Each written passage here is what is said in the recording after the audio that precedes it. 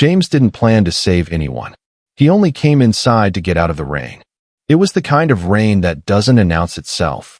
One moment gray sky, the next coming down in sheets, cold and indifferent, soaking through a torn shirt before you can think to move. James pressed himself against the hospital's side wall, arms wrapped around his chest, chin down. 14 years old. Olive gray shirt with holes at both shoulders. Short cropped hair, deep dark skin. A face carrying the stillness of a boy who had learned that the less space you occupy, the less the world moves against you. He didn't beg. He never did. He came to this hospital because the dumpsters around the back blocked the wind, and sometimes nurses left food on the ledge without making eye contact, the kindest way anyone had ever given him anything. The rain got heavier. He pushed through the side door. The corridor was warm and bright. People moved past him without looking, which was exactly what he expected. He followed the warmth down the hall until he saw it through a window in a closed door, a small bed, a baby barely moving, a doctor holding removed gloves at his side, a nurse's hand rising toward a bank of machines. And in the corner, on his knees on the floor in a charcoal suit, a broad-shouldered man with 2 tear streaks on his face and 3 men in black standing motionless behind him. James watched the nurse's hand move toward the switch. Then he saw it. A twitch. The corner of the baby's mouth. So small that every trained person in that room had already stopped looking for it. He pushed through the door. She's not gone yet. The room went still. James had not always lived behind dumpsters. There was a before, small and distant now, like a light seen from very far away, but it had existed. A mother who smelled like shea butter and cooked with the radio on. A younger sister who slept curled against his back on cold nights and called his name the way only small children call the names of people they are completely certain will answer. He was 11 when his mother got sick, 12 when she stopped getting better, 13 when he stood at the back of a church in clothes that didn't fit and understood, for the first time, that the world had no particular interest in what happened to him next. His sister lasted 4 months after that. A fever that came in the night and didn't leave. By the time anyone with authority over their lives paid enough attention to act, there was nothing left to act on. James sat in a waiting room chair for 6 hours before a woman with a clipboard told him, in the practiced tone of someone delivering information rather than news, that his sister was gone. He walked out of that building and did not stop walking for a long time. The hospital had been an accident of geography, close to a shelter he'd outgrown, positioned near a kitchen that fed people on Tuesday and Thursday evenings without asking questions. He'd found the dumpsters on a cold night in November, discovered that the corner where 2 walls met blocked the wind almost completely, and made a quiet, practical decision to stay. He learned the rhythms of the place the way he learned everything, by watching without appearing to watch. The nurse who came off the night shift at 6 and left a bread roll on the low wall beside the service entrance without slowing her pace. The security guard who did a sweep at 11 and again at 2 and looked directly at James both times and chose, both times, to see nothing.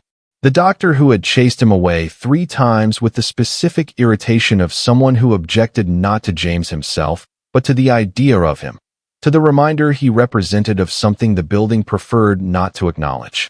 James moved accordingly. He adjusted. He made himself the precise size of something the world could tolerate without having to address.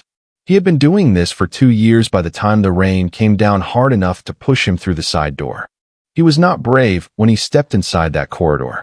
He was cold and wet and 14 years old. But he had spent 2 years learning to see what people in warm buildings forgot to look for. That was the only difference. And on that afternoon, it was enough. Nathan had never learned to wait.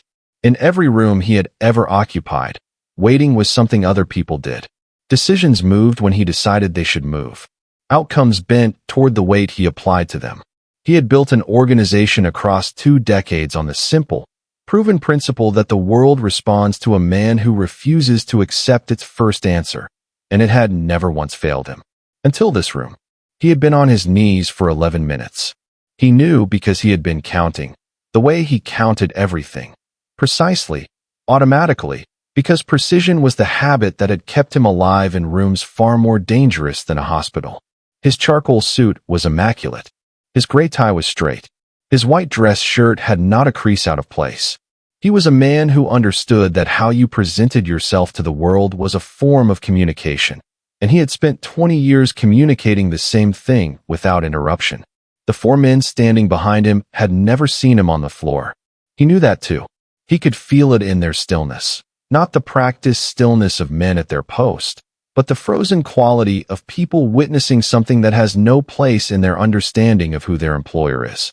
They would not speak of it. He trusted that completely, but he could not unknow that they had seen it, and some part of him that was still the man he had built himself into registered this as a cost. The rest of him did not care at all. Abby was 8 months old. She had her mother's dark hair, thick and full, already curling at the temples, and a mouth that curved the same way when she was almost asleep. Her mother had been gone for 3 months. A complication after the birth that moved faster than anyone anticipated, that took her in a single night while Nathan sat in a chair outside a different room in a different hospital and understood, for the first time, that there were doors his name did not open. Abby had been the piece of her that remained. He had spent 8 months and every resource available to him keeping that piece alive. Specialists flown in, equipment sourced from 3 countries, a medical team whose salaries he had tripled and whose access to him was unconditional at any hour. He had not slept more than 4 consecutive hours since the birth. It had not been enough. The doctor had removed his gloves 3 minutes ago. The nurse was moving toward the machines.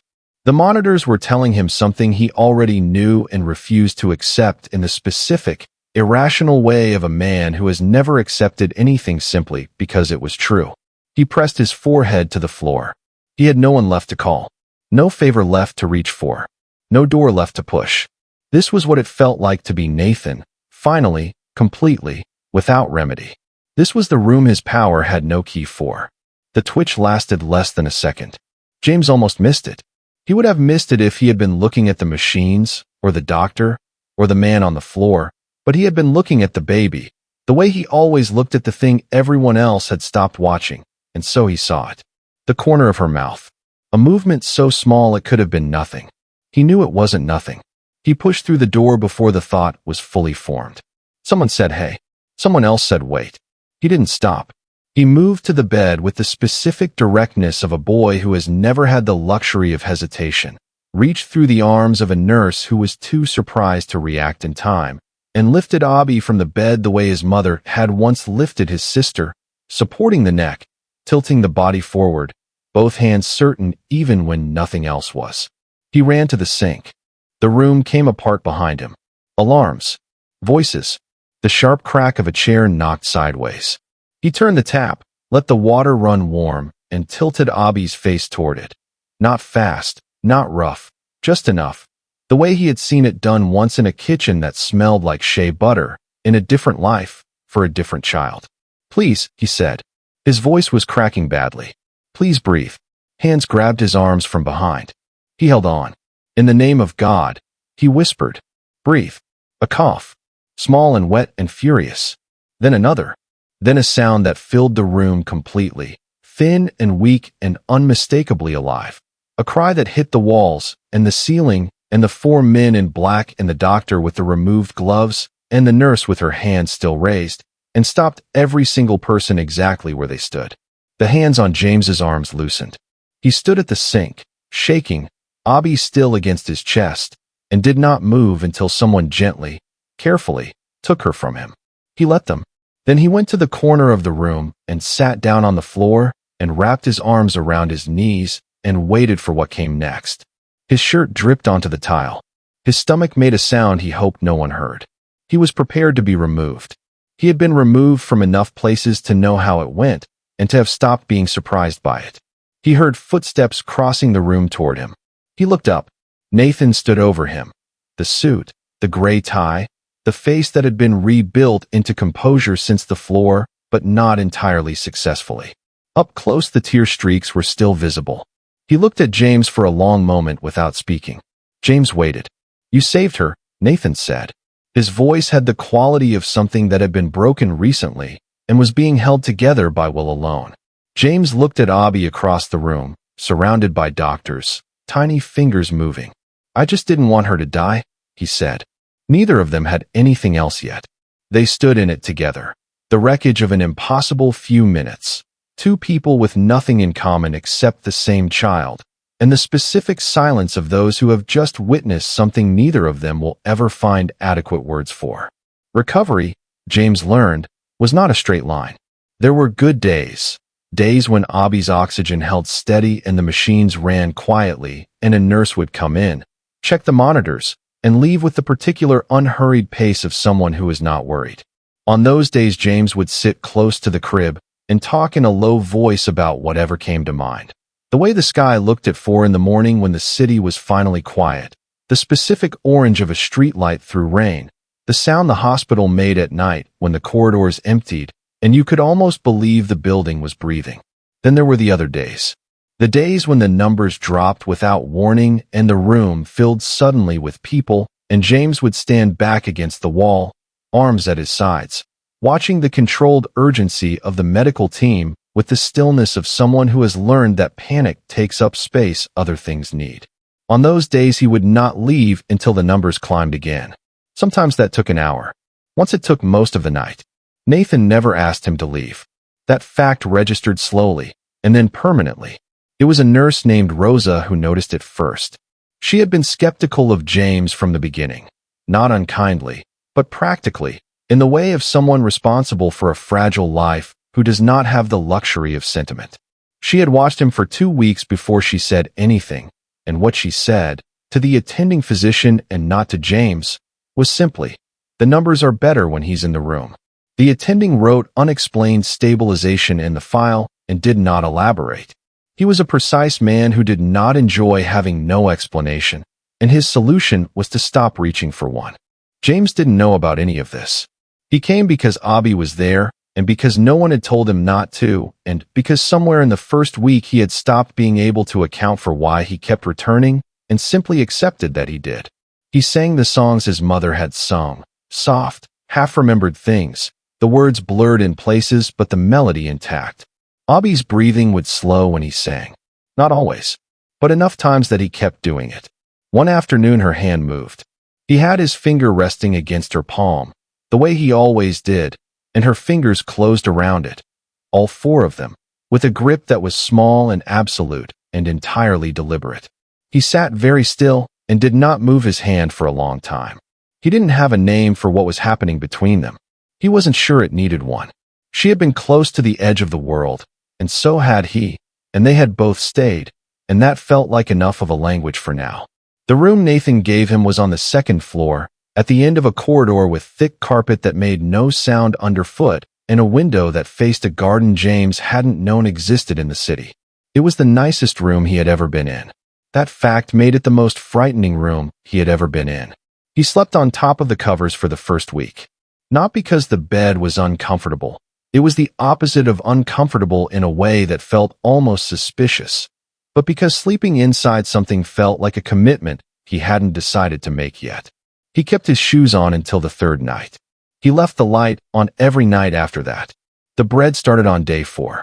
A roll from dinner, slipped into his pocket when he thought no one was watching, tucked under the mattress beside 2 crackers from lunch and an apple he'd taken from a bowl in the kitchen at 2 in the morning when the house was quiet. He knew the kitchen was always full. He knew the food would be there in the morning. Knowing did not stop him. His hands operated on a logic older and more reliable than knowledge. Nathan saw. James was certain of that. Nathan noticed everything, in the quiet, unhurried way of a man who had survived by paying attention. But he said nothing. No gentle conversation about not needing to do that anymore. No careful reassurance that things were different now. He simply left the kitchen unlocked at night and made sure the bowl was always full and never once referenced the food under the mattress. School was hard in ways James hadn't anticipated. Not the work. He was behind, but not unreachably so. And he was stubborn in the specific productive way of someone who has had to figure out most things alone. The hard part was the noise. The sudden sounds. A locker slamming shut would travel through him like electricity, his whole body responding before his mind could intervene. He had learned to sit near exits. He had learned the particular art of appearing calm, while every instinct he owned was running calculations about the fastest way out of a room. He didn't unlearn those things. He wasn't sure he was supposed to. What changed, slowly and without announcement, was the baseline, the level at which his body rested when nothing was wrong. It dropped, incrementally, over months, not to stillness, not to the uncomplicated ease of someone who had never needed those instincts, but to something lower than it had ever been. One evening he realized he had eaten dinner at full speed without thinking about it. He sat with that for a moment. It was a small thing. He understood it was not a small thing. The journalists arrived on a Tuesday, which was also the day James had his first geography test and had been quietly dreading since the previous Thursday. There were 4 of them at the gate by morning and 11 by afternoon. Nathan's men managed the perimeter with the practiced efficiency of people for whom managing perimeters was not a new assignment. Positioned without drama, communicating without visible signals, present in the way of things that do not require acknowledgement to be effective. The gate stayed closed. It stayed closed the next day too, and the day after that. Inside the house, James learned about the story the world had decided to tell about him by reading it on a school tablet during lunch. The headline used the word miracle 4 times in 6 sentences. His name appeared once, spelled incorrectly. Abby was referred to throughout as the infant, a clinical distance that struck him as strange given that she had started laughing that week, a real laugh, sudden and whole, that had startled everyone in the room, including herself. The online arguments were the ones that reached furthest. Science versus faith. Chance versus intervention. Medical professionals writing careful threads about the dangers of anecdote. Pastors posting videos. A doctor in another country published a paper suggesting a physiological explanation involving stimulation response in neonates that used 12 paragraphs to describe what James had done in 30 seconds without knowing its name. None of them mentioned what it had felt like to hold her. None of them mentioned his mother, or his sister, or 2 years behind a dumpster, or the specific quality of attention you develop when invisibility is the only protection you have. Nathan sat across from him one evening after the gate count had reached 23. "You don't owe them anything," he said. Not as comfort, as fact, delivered in the tone he used for things that were not open for debate. Not your name, not your story, not an explanation. James looked at the tablet, at the headline, at the word miracle sitting there in large clean font above a photograph of the hospital's exterior. He understood what Nathan was telling him. He also understood something Nathan perhaps hadn't fully considered, that being called a miracle by people who had never seen you was its own particular loneliness. The world had built a story with his shape in it, a shape that was heroic and singular and neatly resolved, and none of it included the light he still left on at night or the bread still sometimes moved from the kitchen to somewhere closer, and the way Abby's laugh that week had been the first thing in 3 years to reach him somewhere below the place where he kept his guard. He closed the tablet. He had a geography test to study for. The gate could hold as long as it needed to. He was 17 when it happened, on an ordinary Thursday afternoon with no particular warning. They had been walking back from Abby's music lesson, 6 blocks, a route James knew well enough to walk without thinking, which was perhaps why his guard was lower than usual. Abby had her yellow raincoat on because Nathan insisted on the yellow raincoat whenever the sky was uncertain, and the sky that afternoon had been uncertain since noon. The rain started at the 3rd block. It was the smell that did it. Wet concrete and cold air, and something underneath both of those things. A specific combination that existed nowhere except in the part of his memory he did not voluntarily visit. His body received it before his mind did. One moment he was walking, and the next the sidewalk was tilting, and the sounds of the street were coming from very far away, and he was 14 again, behind the dumpsters, soaking through a shirt with holes at both shoulders, with nothing and no one, and the particular darkness of a night that felt like it would not end. His breath left him completely. He reached for the wall and missed it. His knees hit the pavement.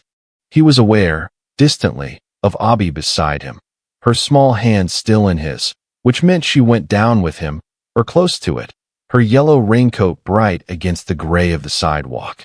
He waited for the sound of alarm, for the performance of crisis that adults produced in these moments, for someone to call a name or reach for a phone. Abby did none of those things. She knelt down on the wet pavement beside him, Her knees in a puddle, she did not appear to notice or mind. She did not ask what was wrong. She did not look around for help. She simply moved to where he was, the way she always moved toward him, without hesitation and without making it a decision. She put her forehead against his. Her raincoat dripped between them. The city continued around them. Traffic, footsteps, the ordinary machinery of an afternoon that had no idea what was happening on this particular square of pavement. "Breathe," Abby said. Her voice was 6 years old and absolutely certain. He breathed. Not immediately. Not easily. But her forehead was warm against his and her hand was still holding his, and she was not going anywhere, and eventually his lungs remembered what they were for. They stayed like that for a while. The two of them on the wet sidewalk. No audience, no cameras, no one to record the moment a girl of 6 returned a gift she had been given before she had words for it. The rain came down around them, and neither of them moved until James was ready. Nathan was still awake when they got home. He didn't ask what had happened. He looked at James once, the wet knees, the quality of his face, the particular way he was holding himself, and said nothing, which was the right response, and James had long since learned to recognize Nathan's right responses even when they arrived as silence. Abby was bathed and fed and asleep within the hour. James sat on the floor outside her room for a while after, his back against the wall, listening to her breathe in the even, uncomplicated way of a child who does not yet know there is anything to guard against in sleep. Then he went downstairs. Nathan was in the study with the lamp on and a glass of water on the desk that he hadn't touched. He looked up when James came in and waited, which was something Nathan did without making it visible. The specific patience of a man who had learned that the most important things people needed to say required a particular quality of space before they would come out. James sat in the chair across from him and looked at the window for a long time. Then he started talking. He told Nathan about his mother. Not the fact of her death, which Nathan knew, but the guilt that had arrived sometime in the year after. The irrational, persistent, immovable conviction that surviving when she hadn't was something that required an explanation he didn't have. He told him about his sister and the waiting room chair and the woman with the clipboard and the walk that had no destination. He told him about the fear that had never fully left, not the fear of anything specific, but the ambient, structural fear of a person who has learned that good things are temporary by having every good thing removed. That this house, this room, this life would one day be recalled. That he would wake up and find the door locked and his name no longer on anything. He told him about the exhaustion of being called a miracle by a world that had not been watching when he needed watching. Nathan listened through all of it without moving to interrupt or correct or resolve. He simply received it. All of it. In the way James had needed someone to receive it for 3 years and had not known how to ask for. When James finished, the room was very quiet. Nathan leaned forward slightly. He spoke in the level, unhurried tone he used for things he needed James to keep. "You didn't save Abby because you were special," he said. "You saved her because you knew what it meant to be invisible. You understood what it looked like when someone was almost gone, because you had been almost gone yourself. And you acted when every trained person in that room had already decided the story was over." He paused. "That is not a miracle. That is a boy who paid attention when the world had stopped paying attention to him. And I have never once, not for a single day, taken that lightly." James looked at the window. The city outside continued its indifferent work, unbothered and unhelpful as always. Something in his chest, which had been braced for a very long time, released without ceremony. He didn't have words for it. He didn't need them. He was finally, completely seen. The night shift suited James in ways he had never needed to explain to anyone who knew him. The hospital at 3 a.m. was a different building from the one the day shift inhabited. Quieter, more honest, stripped of the performance that daylight hours seemed to require from everyone moving through it. The corridors had a particular quality of stillness that he had known since he was 14, standing outside in the rain, and had never stopped finding useful. Things were clearer at this hour. What mattered was easier to locate. He was not famous. He had made sure of that with the same quiet deliberateness with which he had made most of the important decisions in his life. He wore his badge. He did his work. When new colleagues learned his name and made the connection, and occasionally they did, He received it without confirming or elaborating and moved on, and people learned quickly that the story was not something he offered as currency. He sat with frightened parents in the way he wished someone had sat with him, not with answers, not with optimism that hadn't been earned, but with simple, sustained presence. The willingness to stay in a difficult room without needing it to resolve. He had learned that from Nathan, who had learned it, James suspected, from losing people he could not afford to lose. He talked to children who couldn't sleep. He knew what it was to be small and awake in the dark with the night pressing in, and he knew that what those children needed was not to be told it was fine, but to have someone nearby who was not afraid of the dark either. Sometimes, when the attending had moved on and the paperwork said there was nothing further to be done, James stayed. Not always. Not with any system or intention. Just sometimes, when something in the room told him to. And sometimes, without explanation, a child breathed easier. He never spoke about those times. He wrote his notes, completed his shift, drove home in the early gray of the morning. Abby asked him once. She was in her 20s by then, home for a weekend, sitting across from him at the kitchen table with the directness she had always had and had only refined with age. "Do you think I'd still be here," she said, "if you hadn't walked through that door?" James was quiet for a moment. "I think something that needed to survive walked in with me," he said, "and I think it was both of us." Abby looked at him the way she had looked at him on a wet sidewalk in a yellow raincoat, steady, certain, completely without distance.